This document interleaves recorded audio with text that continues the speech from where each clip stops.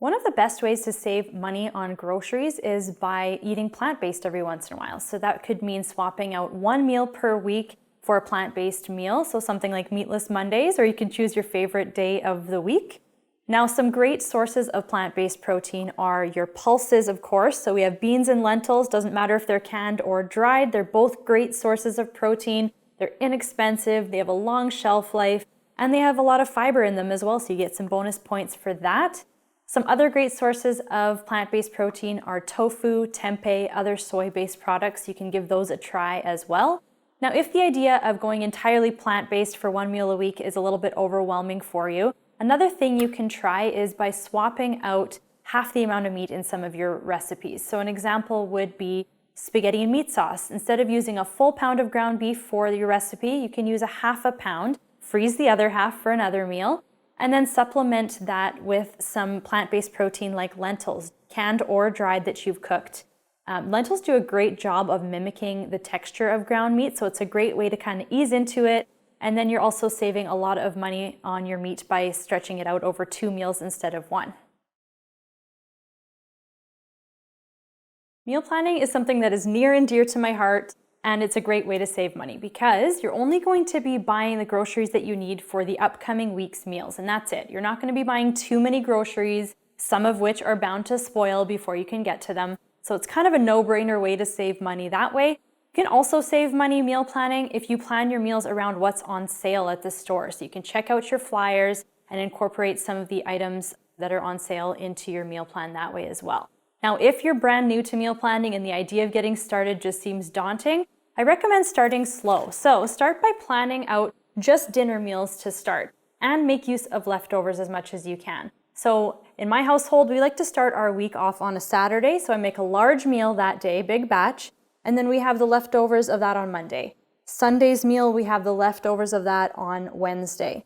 This week we're making tacos on Tuesday, so the leftovers of that are going to be on Thursday. And then Fridays, we just like to leave wide open as free-for-all Fridays. Just allows for some flexibility so we can either cook that day or maybe order in whatever works for us that week. So you make it work for your own life and your own schedule, but I do recommend trying out meal planning because it's a great way to save both time and money. Now, if you're looking for this template, it can be found on my Viva plan. Growing your own produce is another great way of saving money on groceries, and not only does it save you money, but it tastes so much better than anything you're going to be able to get at the store. And you don't have to be a master gardener to do this either. If you're not really sure what grows really well in your geographical area, I recommend heading to your local greenhouse, talking to the staff there. They're always super knowledgeable and willing to guide you to get you started. Now, if you don't have a yard to be able to grow your own garden, there's some options there for you as well. I recommend looking into a community garden, see if your local community has one. That's always an easy way to participate in gardening if you don't have yard space. Also, a lot of produce grows well in pots. So if you have a balcony that has some nice sun, that's a great way to try out growing a few different types of vegetables as well. Now, winters here in Canada, you can't grow vegetables. It just doesn't work. But what grows well indoors is herbs. Herbs are such a great way to add flavor to our cooking, but they're really expensive to purchase at the store. So a great way to save money there is to just grow them yourself. They're usually relatively easy to grow indoors. So growing vegetables in the summer and herbs in the winter are another great way to save some money on your grocery bill. Buying fresh vegetables is always a good idea, of course. But there's some cost savings to be had by purchasing frozen vegetables from time to time. Frozen vegetables, not only are they generally less expensive than fresh vegetables, but they're actually just as nutritious as fresh vegetables, and sometimes even more so. And here's why. Frozen vegetables are picked when they are at their peak ripeness, which means that they're going to retain the maximum amount of nutrients that they can. Fresh vegetables are often picked before they are ripe so that they have a chance to ripen during transportation to the store. So this just means that frozen vegetables are oftentimes at least just as nutritious as fresh vegetables and sometimes even more so. So that's just another reason to try frozen vegetables. Now there's an obvious cost savings here when it comes to reducing food waste as well.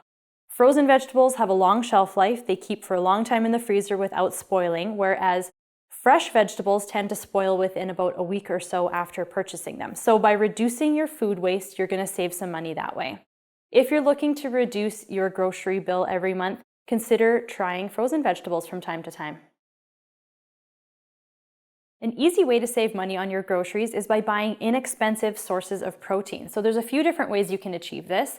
Number one, consider buying inexpensive cuts of meat. Now I know that they tend to get a bit of a bad rap because they tend to be generally higher in connective tissue and lower in fat. So that means if they're cooked improperly, they can turn out to be kind of dry and tough. This is where something like your slow cooker is really going to shine. You can cook those meats low and slow, and by doing so, all that connective tissue gets broken down and your final product ends up being super tender and really flavorful. So by buying an inexpensive cut of meat, you're not necessarily sacrificing on flavor or quality. Now, when you're buying your meat, also consider buying those value packs of meat, so those larger packages. Even if you're in a smaller household, you can always take those packages home, break them down into smaller portions, and freeze them to use at a later time. It's a really easy way to save money.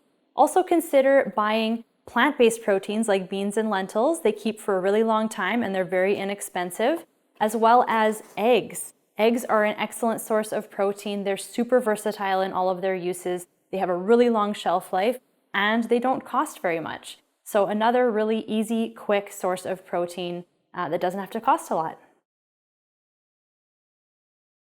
Another awesome way of saving money on your groceries is by batch cooking. So this kind of goes hand in hand with the whole meal planning idea.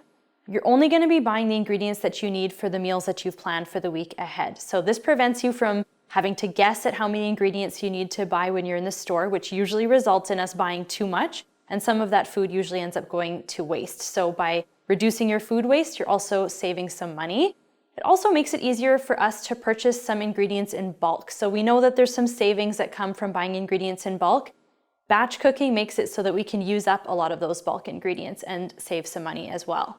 It also makes it so that we're not going to be ordering takeout too often. Now, there's no judgment here. It's totally fine to be ordering takeout every once in a while. But when we fall back on it too often and start relying on it, it can really add up quickly and start to become costly. So batch cooking a large meal, freezing it in portions and having it ready to go makes it so that on those nights when life gets crazy and we don't have time to cook dinner, we can just head to the freezer, grab a few portions of those meals and heat them up. So it saves us a lot of time and of course money as well.